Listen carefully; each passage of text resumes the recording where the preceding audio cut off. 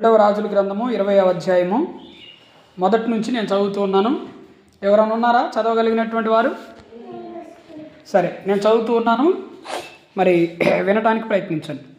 ఆ దినములలో హిజ్కియాకు మరణకరమైనటువంటి రోగము కలుగగా ఆమోజు కుమారుడును ప్రవక్తియునైన యెషయా అతని యొద్దకు వచ్చి, నీవు మరణమవుచున్నావు, బ్రతుకవు కనుక నీవు నీ ఇల్లు చక్కబెట్టుకొనమని యెహోవా సెలవిచ్చుచున్నాడని చెప్పగా, అతడు తన ముఖము గోడ త్రప్పు తిప్పుకొని, యెహోవా యథార్థ హృదయుడవై సత్యముతో నీ సన్నిధి నేనెట్లు నడుచుకుంటునో, నీ దృష్టికి అనుకూలముగా సమస్తము నేనెట్లు జరిగించునో కృపతో జ్ఞాపకము చేసుకునమని హిజ్కియా కన్నీళ్లు విడుచుచు యెహోవాను ప్రార్థించెను. హల్లెలూయా.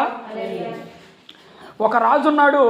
ఆ రాజు యూదా రాజ్యాన్ని పరిపాలన చేస్తూ ఉన్నాడు. పరిపాలన చేస్తూ ఉన్నప్పుడు అతనికి ఒక రోగం అనేటువంటిది వచ్చింది. ఇక్కడ రోగాన్ని మెన్షన్ చేయలేదు, కానీ ఆ రోగమట మరణకరమైనటువంటి రోగం అని దేవుడు చెప్తూ ఉన్నాడు. మరణకరమైనటువంటి రోగం అంటే అది చచ్చిపోవటానికి వచ్చినటువంటి రోగం. అర్థమవుతుందా? హల్లెలూయా. ఆ రాజు చనిపోవటానికి వచ్చినటువంటి రోగం మరణకరమైనటువంటి రోగం. కొన్ని బైబిల్స్లో ఏముంటుందంటే రాచపుండు అనేటువంటిది ఉంటుంది. కొన్ని బైబిల్స్లో ఏముంటుందంటే క్యాన్సర్ అనేటువంటిది ఉంటుందన్నమాట. కొన్ని ట్రాన్స్లేషన్స్లో, కొన్ని బైబిల్స్లో. అయితే ఇక్కడ మనం చదువుకున్నటువంటి లేఖనం ప్రకారంగా మరణకరమైనటువంటి రోగం అతనికి వచ్చింది. అతనికి వచ్చినప్పుడు ఒక దైవజనుడు ఆ రాజు దగ్గరికి వచ్చి చెప్తాడు, అయ్యా, నీవు కొన్ని రోజుల్లో చనిపోబోతూ ఉన్నావు కనుక నీ కుటుంబాన్ని, నీ ఇంటిని చక్కబెట్టుకో అని ఒక పాస్టర్, ఒక దైవజనుడు ఆ రాజు దగ్గరికి వెళ్ళి చెప్తాడు. చెప్పిన వెంటనే అతను ఏం చేస్తాడంటే, ఆ రాజు ఏం చేస్తాడంటే ప్రార్థన చేయటం మొదలు పెడతాడు. హల్లెలూయా. ప్రార్థన చేయటం మొదలు పెడతాడు. ప్రార్థన చేస్తూ ఉన్నాడు. ఏమని చేస్తున్నాడంటే, అతను మోకరించి అతని యొక్క ముఖము గోడ తట్టు త్రిప్పుకొని, గోడ వైపు త్రిప్పుకొని ప్రార్థన చేస్తూ ఉన్నాడు. కన్నీళ్లు విడుస్తూ బహుభారమైనటువంటి ప్రార్థన చేస్తూ ఉన్నాడు. చూడండి, అతని ముఖము గోడ తట్టు త్రిప్పుకొని, యెహోవా యథార్థ హృదయుడినై సత్యముతో నీ సన్నిధిని నేనెట్లు నడుచుకుంటునో, నీ దృష్టికి అనుకూలముగా సమస్తమును నేనెట్లు జరిగించునో కృపతో జ్ఞాపకము చేసుకునమని హిజ్కియా కన్నీళ్లు విడిచుచు యెహోవాని ప్రార్థించెను. ఆయన దేవుడితో చెప్తూ ఉన్నాడు, ప్రార్థన చేసుకుంటూ, ప్రభువా, నేను నీకు అనుకూలంగానే నడిచాను కదా, ఇన్ని రోజులు నీవు చెప్పినట్లే నేను చేశాను కదా, ఇన్ని రోజులు కూడా నీ ధర్మశాస్త్రాన్ని మీరకుండా నీవు ఏవైతే ధర్మశాస్త్రంలో చెప్పావో ప్రతిదీ కూడా నేను చేశాను కదా, అయ్యా, ఎందుకు నాకు ఇటువంటి పరిస్థితి వచ్చింది, దయచేసి నన్ను కరుణించుము, నా ప్రాణములను కాపాడుము అని ఆయన ప్రార్థన చేస్తూ ఉన్నాడు. అలాగా ప్రార్థన చేస్తూ ఉంటే దేవుడు అతని యొక్క ప్రార్థనను అంగీకరించి ఆ ప్రార్థనకి ప్రతిఫలం ఇచ్చాడు. ఏమిచ్చాడంటే, నీవు చనిపోవు, కానీ నీకు మరలా 15 సంవత్సరాల ఆయుష్ను నేను పొడిగిస్తున్నాను అని దేవుడు యెషయా ప్రవక్త ద్వారా మరి హిజ్కియాతో మాట్లాడటం అనేటువంటిది మనం చూస్తూ ఉన్నాం. హల్లెలూయా. చూడండి, ఒక వ్యాధి మనిషి దగ్గరికి వచ్చినప్పుడు వాళ్ళందరూ కూడా కృంగిపోయి ఇక బ్రతకటం వేస్ట్, ఇక బ్రతకడం అనవసరం అని కొంతమంది ముందుగానే చనిపోతారు కదా. కొంతమంది మనాది పడతారు, కొంతమంది ఆ మనాదిలో కొంతమంది ఏం చేస్తారంటే ముందుగానే చనిపోతూ ఉంటారు. చనిపోయినప్పుడు అలాగన చేసినప్పుడు కొంతమంది ఆ ఎదుట ఉన్నటువంటి వాళ్ళు ఏమంటారంటే, ఎందుకు చనిపోవాలి, బ్రతకలేడా, బ్రతుకుని మరి ముందుకు నడిపించలేడా, తనకంటూ పిల్లలు ఉన్నారు కదా, చావు వచ్చినప్పుడే అతను చావచ్చు కదా అని అనేక మంది మాట్లాడుతూ ఉంటారు. కానీ అసలైనటువంటి బాధ అనుభవించేటువంటి వాడికే అది మాత్రం వాస్తవమైనటువంటి విషయం. బాధలు కానీ, కష్టాలు కానీ, రోగాలు మన దగ్గరకు వచ్చినప్పుడు కానీ, అప్పులు మన దగ్గరకు వచ్చినప్పుడు కానీ, వివిధ రకాలైనటువంటి సమస్యలు, బాధలు అనేకమైనటువంటి మనకు వచ్చినప్పుడు అవి అనుభవిస్తూ ఉన్నటువంటి వాడికే వాటి యొక్క నొప్పి, వాటి యొక్క బాధ, వాటి యొక్క భారం అనేటువంటిది తెలుస్తూ ఉంటుంది. మనము ఇవన్నీ వచ్చినప్పుడు ప్రాముఖ్యంగా చూడండి, కొన్ని రోగాలు మన దగ్గరకు వస్తాయి. జ్వరమో, లేకపోతే జలుబో, లేకపోతే కీళ్ళ నొప్పులో, కాళ్ళ నొప్పులో, లేకపోతే ఇంకేవో మన దగ్గరకు వచ్చినప్పుడు మనం ప్రాముఖ్యంగా ఆశ్రయించవలసినటువంటిది ఎవరిని ఆశ్రయించాలి? మనము ఎవరిని ఆశ్రయించాలి? దేవుణ్ణి ఆశ్రయించాలి. అది చాలా చాలా చాలా ప్రాముఖ్యమైనటువంటిది. ఎందుకు అంటే రోగములన్నిటిని కూడా తీసివేయవాడు ఎవరు? దేవుడే. రోగమును తీసివేసి నీ ఎముకలకి సత్తువును కలిగించి నీలో మంచి ఆరోగ్యమును నింపగలిగినటువంటి శక్తి ఒక్క దేవుడి దగ్గర మాత్రమే ఉంది. డాక్టర్లో లేదు, నువ్వు వేసుకున్నటువంటి ట్యాబ్లెట్స్లో లేదు, లేకపోతే ఇంకెవరి దగ్గర లేదు. ఎవరి దగ్గర ఉంది? చాలామంది హాస్పిటల్కి వెళ్తారు, రోగం వచ్చిందని ట్రీట్మెంట్ చేసుకుంటూ ఉంటారు. బ్రతుకుతారా? కొంతమంది బ్రతుకుతారు, కొంతమంది ఏమో చనిపోతూ ఉంటారు. చనిపోయినటువంటి వారి పరిస్థితి ఏంటి? బ్రతుకున్న వాళ్ళు ఎలాగో బ్రతుకుతారు. సరే, దేవుడు కరుణించి కృప చూపించి వారిని బ్రతికిచ్చాడు అనుకుందాం. మరి హాస్పిటల్కి వెళ్ళి ట్రీట్మెంట్లు చేయించుకున్నటువంటి వాళ్ళు చాలామంది ఉన్నారు. కొంతమంది ఏం చేస్తారంటే చనిపోతూ ఉంటారు, కొంతమంది బ్రతికి దేవుని కృప ద్వారా బయటకు వస్తూ ఉంటారు, కొంతమంది చనిపోతూ ఉంటారు. అంటే ఇందులో మనం తెలుసుకోవాల్సిందంటే ఏంటి అంటే, ఏదైనా మన దగ్గరకు వచ్చినప్పుడు మనం ఎవరి దగ్గరికి వెళ్ళాలి? దేవుడి దగ్గరికి వెళ్ళాలి. అర్థమవుతుందా? ఏదైనా మన దగ్గరకు వచ్చినప్పుడు మనము దేవుని దగ్గరికి వెళ్ళాలి. నీ దగ్గరకు ఏ బాధ వచ్చినా, ఏ సమస్య నీ దగ్గరకు వచ్చినా కూడా నీవు మొట్టమొదటిగా పరిగెత్తవలసింది ఎవరి దగ్గరికి అంటే దేవుడి దగ్గరికి వెళ్ళాలి. ఈ రాజు, ఒక దైవజనుడు రాజు దగ్గరికి వచ్చి చెప్తూ ఉన్నాడు, నీకు రోగం వచ్చింది, నీవు కొన్ని రోజుల్లో చనిపోబోతూ ఉన్నావు, నీకు ఆయుష్ ఇక తీరిపోయింది, భూమి మీద నీకు తీరిపోయింది ఆయుష్ అని చెప్పగానే అతను ఏం చేయాలి? రాజు కదా అతను, పెద్ద అనేక మంది ఆయన దగ్గర ఉంటారు, పనివారు ఉంటారు ఆయన దగ్గర, అనేక మంది వైద్యులు ఉంటారు ఆయన దగ్గర, అనేక మంది మరి నాటు వైద్యం చేసేటువంటి వాళ్ళు ఉంటారు. అది ఆ రాజ్యం మొత్తం కూడా ఆయనదే, మొత్తం ఆయనదే. ఆస్తి, అంతస్తు, బంగారం, వెండి ఇవ అన్నీ కూడా ఆయన దగ్గర ఉంటాయి. మరి ఆయన అనుకోవచ్చు, నేను బ్రతకాలి కాబట్టి డాక్టర్లని సంప్రదించాలి అని అనుకోవచ్చు ఆయన. కానీ డాక్టర్ల దగ్గరికి వెళ్ళలేదు. దైవజనుడు వచ్చి చెప్పాడు. దైవజనుడు వచ్చి చెప్పగానే అతని యొక్క చూపు ఎవరి మీద పడింది? దేవుడి మీద పడింది అతని చూపు. డాక్టర్లని నేను ఇదిగో దైవజనుడు వచ్చి చెప్పాడు, నా శరీరం మొత్తం కూడా వ్యాధి కనపడుతూ ఉన్నది, లేకపోతే నాకు ఆయుష్ తీరిపోతుంది, ఇంత బంగారాన్ని, ఇంత వెండిని, ఇంత ఆస్తిని, ఈ రాజ్యాన్ని ఎవడు అనుభవిస్తాడు అని ఆయన అనుకోకుండా డాక్టర్ల దగ్గరికి ఆయన వెళ్ళలేదు. ఆయన వెళ్ళకుండా సరాసరిగా దేవుడి దగ్గరకు వచ్చి, ఏకాంతంగా దేవుడి దగ్గరకు వచ్చి గోడ వైపు ముఖం త్రిప్పుకొని దేవుడికి ముఖాన్ని చూపించలేక, అందుకనే నేను చెప్పాను, మీరు ప్రార్థన చేసేటప్పుడు ఎప్పుడూ సరే నీ ముఖం అనేటువంటిది ఎలా ఉండాలి? నీ తల అనేటువంటిది ఎలా ఉండాలి? కిందికే ఉంచాలి. ఎప్పుడైనా గుర్తుపెట్టుకోండి, మీరు ఎక్కడ ప్రార్థన చేసినా నీ తల కిందికే ఉంచాలి ఎప్పుడైనా సరే. దేవుని ముందు తల ఎత్తి నువ్వు ప్రార్థన చేయకూడదు, తల దించి నువ్వు ప్రార్థన చేయాలి. సరే, ఆయన దేవుడి దగ్గర గోడ తట్టు వెళ్ళి ముఖాన్ని ఆయన కప్పుకొని ప్రార్థన చేస్తూ ఉన్నాడు. ఏమని ప్రార్థన చేస్తున్నాడంటే కన్నీరు విడుస్తూ ప్రార్థన చేస్తూ ఉన్నాడు. ఎవరు? గొప్ప రాజు, ఎంతో ధనము కలిగినటువంటి వ్యక్తి. ఈనాడు రోగాలు వచ్చినప్పుడు చాలామంది ధనము కలిగినటువంటి వ్యక్తులు, డబ్బు కలిగినటువంటి వ్యక్తులు ఎక్కడికి వెళ్తారు? దేవుడి దగ్గరకు వస్తారా? రారు. ఈవెన్ పాస్టర్లు కూడా దేవుడి దగ్గరికి రారు.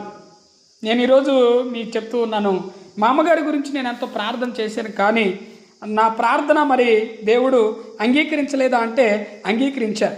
నేను ఖచ్చితంగా చెప్తాను, అంగీకరించాడు. కానీ మరి ఎందుకు మరలా హాస్పిటల్లోనే చేరింది అని అన్నానంటే అది దేవుని యొక్క సంకల్పమై ఉన్నది. హాస్పిటల్ ద్వారా మరి దేవుడు ఇంకా ఏం చెప్పబోతున్నాడో మనకైతే తెలియదు. అయితే మరి చాలామంది ఏం చేస్తున్నారు? హాస్పిటల్కి వెళ్తూ ఉన్నారు.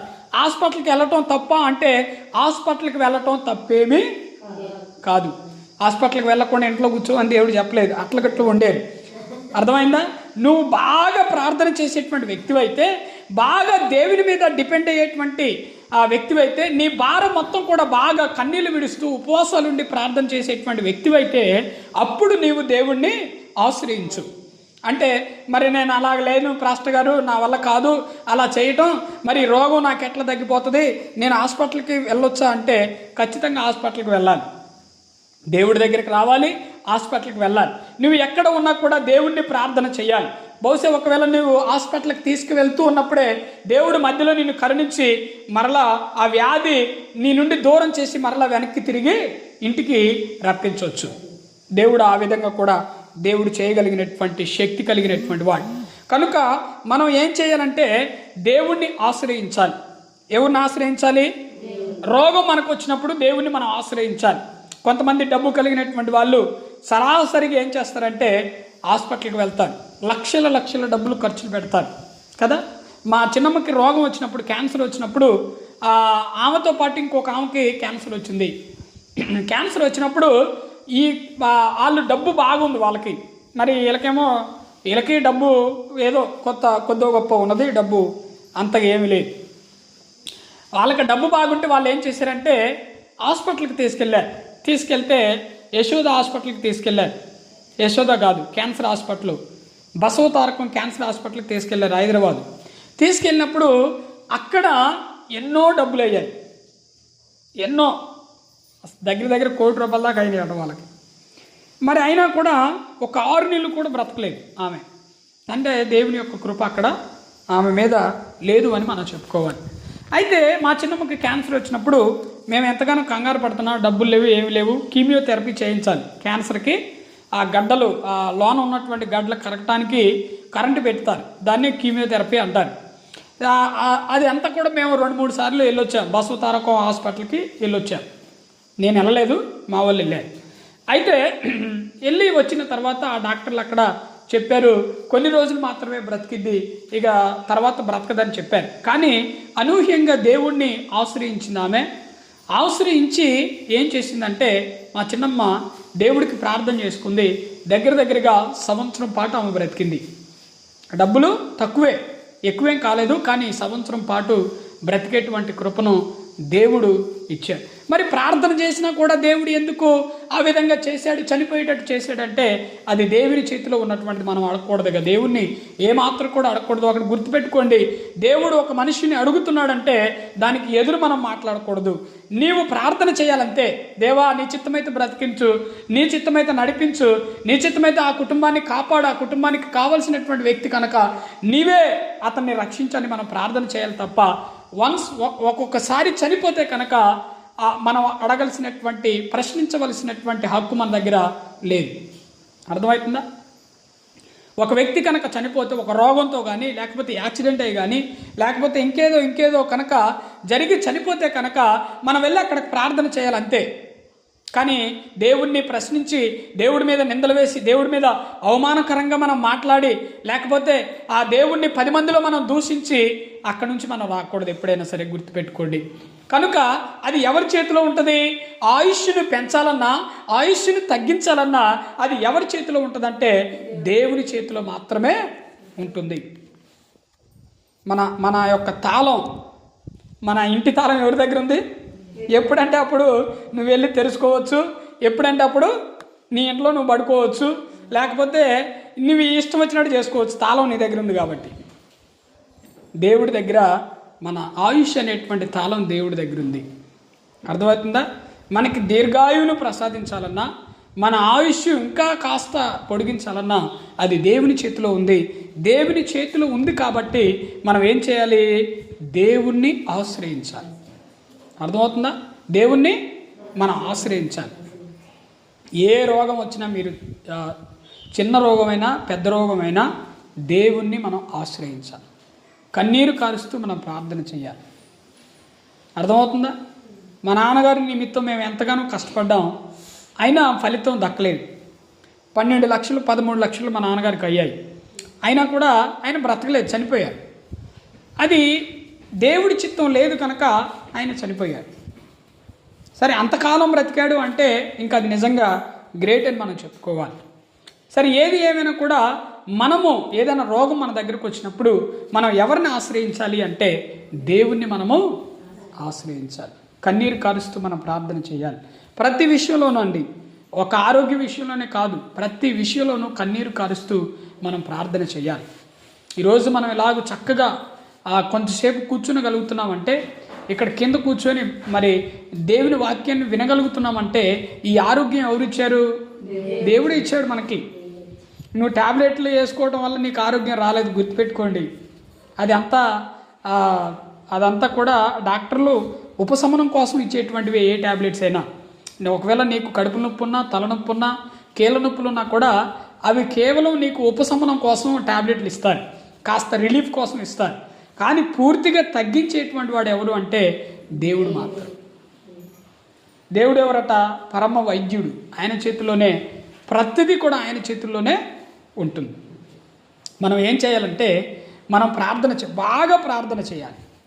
ఏదైనా రోగం వచ్చినప్పుడు, జ్వరం వచ్చినప్పుడు కొంతమంది చాలామంది పడుకొని వామ్మా యేసయ్యా అంటారు కదా, అయ్యో యేసయ్యా, వామ్మా యేసయ్యా అంటే వాళ్ళని కిర్చిపరచట్లేదు, నేను చెప్తూ ఉన్నాను వాళ్ళ యొక్క బాధ. అన్నారా మీరు ఎప్పుడైనా? హల్లెలూయా. చాలాసార్లు అన్నాను, నేను కూడా అన్నాను, ఓ దేవా మీకు స్తోత్రాలు నాయన, పడుకొని చేతగానటువంటి పరిస్థితుల్లో ఇలా అనేకమైనటువంటి సందర్భాల్లో మనం దేవుడికి ప్రార్థన చేస్తూ ఉంటాం. కానీ చూడండి, ఆ సిచ్యువేషన్లో, బాగలేనటువంటి ఆ సిచ్యువేషన్లో నీ మోకాళ్ళు కనుక కింద ఆనిచ్చి నువ్వు ప్రార్థన చేస్తే 2 నిమిషాలు, అటువంటి సీరియస్ పరిస్థితిలో కూడా 2 నిమిషాలు మోకాళ్ళ నుంచి ప్రార్థన చేస్తే కనుక దేవుడు ఖచ్చితంగా తగ్గించేస్తాడు. ఉంటుందా? అసలు ఉండదు. చాలామంది ఏం చేస్తారంటే, నేను కించపరచట్లేదు, ఎవరిని కించపరచట్లేదు, చాలామంది ఏం చేస్తారంటే దేవుడు తగ్గించేశాడు అని చాలామంది హాస్పిటల్ దగ్గరికి వెళ్ళి హాస్పిటల్ ముందు కొబ్బరికాయలు కొట్టొస్తుంటారు కదా. కొడతారా? ఎందుకు కొడతారు కొబ్బరికాయలు చెప్పండి నాకు.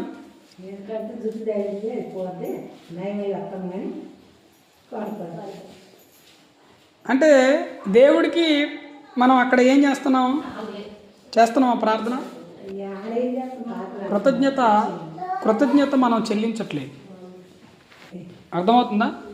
కృతజ్ఞత అక్కడ మనం చెల్లించట్లేదు. హాస్పిటల్లోకి వెళ్ళి అంత చక్కగా ట్రీట్మెంట్ జరిగి, చూడండి, ఒక డాక్టర్ మన దగ్గరకు రావాలి, మన చెయ్యి పట్టుకొని చూడాలి అని అంటే డాక్టర్ని ఎవరు మన దగ్గర పంపించేది? అంతేనా? దేవుడే ఆ డాక్టర్ని మన దగ్గరికి పంపించి ట్రీట్మెంట్ చేయించేది. ఆ సూదులు వేసేవాళ్ళు మన దగ్గరకు వచ్చి ఆ చక్కగా సూదులు వేసి ఆ ఔషధాన్ని మన ఆ మందుని మన శరీరంలోకి ఎక్కిస్తున్నారంటే ఎవరు కారణం? వాళ్ళతో దేవుడు మాట్లాడారు. దేవుడు మాట్లాడితే వాళ్ళు మన దగ్గరకు వచ్చి ట్రీట్మెంట్ చేస్తూ ఉన్నారు. మనము దేవుడికి కృతజ్ఞతాస్తుతులు చెల్లించాలి ఎప్పుడైనా, మనుషులు కాదు. నువ్వు హాస్పిటల్ ముందు కొబ్బరికాయ కొడితే కారణం ఏంటి? ఎవరు తగ్గించారు? మీరు అలా ఎప్పుడు కూడా చేయొద్దు దయచేసి. అర్థమవుతుందా? మా నాన్నగారు అటువంటి పరిస్థితుల్లో ఎన్నోసార్లు బయటకు వచ్చాడు, హాస్పిటల్కి వెళ్ళాడు, బయటకు వచ్చాడు. నేను ఒక్క కొబ్బరికాయ కూడా కొట్టలేదు. చాలామంది అన్నారు కొట్టుకోవడానికి మా మేనత్తలను ఫోర్స్ చేశారు, కానీ నేను కొట్టలేదు. మా అమ్మగారి మరలా ఇప్పుడు హాస్పిటల్లోనే ఉన్నారు మా అమ్మగారు. మరలా ఇప్పుడు బయటకు వచ్చినా కూడా ఇలాంటివేవి మేము చెయ్యం. ఎందుకు? మేము పూర్తిగా కూడా దేవుడి మీద ఆధారపడి మేము బ్రతుకుతూ ఉన్నాం. ఏదైనా సరే, అది చిన్నదైనా పెద్దదైనా, అసలు ఒకవేళ చంపినా లేకపోతే బ్రతికిచ్చినా దేవుడి మీదనే ఆధారపడి, పూర్తిగా దేవుడి మీదనే ఆధారపడి మేము బ్రతుకుతూ ఉన్నాం. దగ్గర ఇప్పుడు మా అమ్మగారికి ఒక 60,000 దాకా అయినాయి, డబ్బులు 60,000 దాకా అయినాయి. కానీ ఈ డబ్బులన్నీ ఎక్కడి నుంచి వచ్చాయి అంటే ఏమో దేవుడు మన దగ్గరికి రప్పించాడు. అవి మరలా అటు ఇచ్చేసాం, హాస్పిటల్ దగ్గరికి ట్రీట్మెంట్కి మనం ఇచ్చేసాం. అయ్యగారు మీరు ఇంత ప్రార్థన చేస్తారు కదా, మీ అమ్మగారికి తగ్గించుకోలేరా అని మీరు నన్ను అడగొచ్చు. గ్యాస్ పట్టేసి బాగా కొంచెం పేగులల్లో ఇన్ఫెక్షన్ వచ్చేసి బాగా అలాగా జరిగింది, ఎండోస్కోపిక్ చేశారు. సరే, ఏది ఏమైనా కూడా మరి మీరు బాగా ప్రార్థన చేస్తారు కదా, మీరు తగ్గించుకోలేరా అని అనొచ్చు. కానీ అది ఆమెకి ఏదో నేర్పించడానికి దేవుడు తీసుకెళ్ళాడని మనం అనుకోవాలి. తగ్గలేదు కాబట్టి హాస్పిటల్లో ఇంకా ఏదో నేర్చుకోవాలి, ఇంకా ఆమె ప్రార్థన బాగా బలంగా చేయాలో లేకపోతే ఇంకా ఏం చేయాలో మరి ఆ దేవుడు ఆ విధంగా ఆమెని తీసుకెళ్ళాడు, అక్కడికి తీసుకెళ్ళాడు. అర్థమవుతుందా? దేవుడు ఆ విధంగా ఆమెను అక్కడికి తీసుకెళ్ళాడు. అది దేవుడికి ఆమెకి మధ్య జరుగుతూ ఉన్నటువంటిది అన్నమాట. సో దాన్ని మనము ప్రశ్నించాల్సినటువంటి పని లేదు. కాబట్టి మనము ఏం చేయాలి? రోగాలు వచ్చినప్పుడు, వ్యాధులు మన దగ్గరకు వచ్చినప్పుడు మనము జడేయకుండా భయపడకుండా మనం ఏం చేయాలంటే దేవుణ్ణి ఆశ్రయించాలి. దేవుణ్ణి మనం గొప్పగా కీర్తించాలి, మహిమపరచాలి దేవుణ్ణి. అనేకమైనటువంటి కార్యాలు మన పట్ల దేవుడు చేస్తాడు. ఎప్పుడు? మనం దేవుణ్ణి ఆశ్రయించినప్పుడు మాత్రం. ప్రతి సమస్యకి దేవుడి దగ్గరికి వెళ్ళి మనం మోకరిస్తే ప్రతిదీ కూడా ఏమైపోద్ది? ప్రతిదీ మన నుండి దూరం అయిపోతుంది. ఏది మన దగ్గర నిలవదు. మన దగ్గర చూడండి, కొంతమంది లివర్లు పాడైపోయి, కొంతమంది ఊపిరితిత్తులు పాడైపోయి, లేకపోతే కొంతమందికి కార్జం పాడైపోయి, లేకపోతే ఆ పేగులు పాడైపోయి, ఆ శరీరంలో గుండె పాడైపోయి, గుండె హాల్స్ పడిపోయి, నానా రకాలుగా ఇబ్బందులు పడుతూ ఉన్నారు. మనం హాస్పిటల్కి పోతే ఆ బాధ అసలు వర్ణించలేము మనం ఆ బాధని కదా. ఆ బెడ్ పక్కన పడుకున్నటువంటి వాళ్ళ దగ్గరకు పోయి ఆ బాధను మనం వర్ణించాలంటే అసలు చాలా కష్టం. అనుభవిస్తున్నారు, వాళ్ళకి అర్థమవుతుంది ఆ బాధ ఏంటో. అంతగా వాళ్ళు అంత బాధపడుతూ ఉంటారు. మరి అంత బాధపడుతూ ఉన్నప్పుడు ఒక్క 2 నిమిషాలు దేవుడి దగ్గరకు వచ్చి, అయ్యా ఇదిగో నేను ఏదో చేశాను, నాకు ఇది వచ్చింది, కానీ నన్ను నీవు బయటపడే ప్రభువా, నీకు మహిమకరంగా నేను బ్రతుకుతాను, నీకు సాక్షిగా నేను బ్రతుకుతాను ప్రభువా అని 2 నిమిషాలు ప్రార్థన చేయలేము మనం కదా. 100 ట్యాబ్లెట్లు వేసుకుంటాం కానీ 100 ట్యాబ్లెట్లు వేసుకుంటాం కానీ ఒక్క 2 నిమిషాలు ప్రార్థన చేయం మనం కదా. అలా ఉండదు ఎప్పుడైనా సరే, ఎప్పుడు అలా ఉండదు. నువ్వు 2 గంటలు ప్రార్థన చేసి ఒక ట్యాబ్లెట్ వేసుకో చాలు. అర్థమవుతుందా? 2 గంటలు ప్రార్థన చేసి ఒక ట్యాబ్లెట్ వేసుకో. 100 ట్యాబ్లెట్లు వేసుకోవాల్సిన పని లేదు. 1 గంట ప్రార్థన చేసి, లేకపోతే ఓపిక లేనప్పుడు ఒక 3 నిమిషాలు ప్రార్థన చేసి ఒక ట్యాబ్లెట్ వేసుకో. దేవుడు పూర్తిగా దాన్ని ఏం చేస్తాడు? తగ్గించేస్తాడు. అసలు ప్రార్థనే చేయకుండా వామ్ము వాయు అనుకుంటా మంచం మీద పడుకొని 100 ట్యాబ్లెట్లు వేసుకున్నా కూడా ట్యాబ్లెట్లకి తగ్గిద్ది అనుకోండి, మరలా తెల్లారి ఏమవుతుంది? రిపీట్ అయితేనే ఉంటుంది. మరలా 100 ట్యాబ్లెట్లు వేసుకోవాలి. మరలా 3వ రోజు ఏమైంది? మరలా 100 ట్యాబ్లెట్లు వేసుకోవాలి. ఇక మాంతం ట్యాబ్లెట్ల మీదనే మనం వెళ్ళిపోవాల్సి వస్తుంది. కనుక అలా ఉండదు. ఎప్పుడైనా సరే మనం ఏం చేయాలంటే, దేవుడికి మహిమకరంగా మనం బ్రతకాలంటే దేవుడి ముందు మనం మోకరించి ప్రార్థన చేయాలి. ఏ రోగం వచ్చినా, ఏ సమస్య నీకు దగ్గు వచ్చినా, తుమ్ము వచ్చినా, ఏమొచ్చినా కూడా నువ్వు ఎవరి దగ్గర చెప్పాలి? దేవుడి దగ్గర చెప్పాలి. నా పరిస్థితి బాగలేదు నాయన, నా ఒంట్లో రక్తం లేదు, మరి నాకు జ్వరం వచ్చింది, నాకు టైఫాయిడ్ వచ్చింది, నాకు ప్లేట్స్ పడిపోయాయి, నేను ఏం చేయాలి, ఏ విధంగా పోతే బాగుంటుంది అని దేవుడి దగ్గర మనం అడగాలి. అర్థమవుతుందా? ప్రార్థన చేయటం మీరు నేర్చుకోవాలి. బాగా ప్రార్థన చేయటం నేర్చుకోవాలి.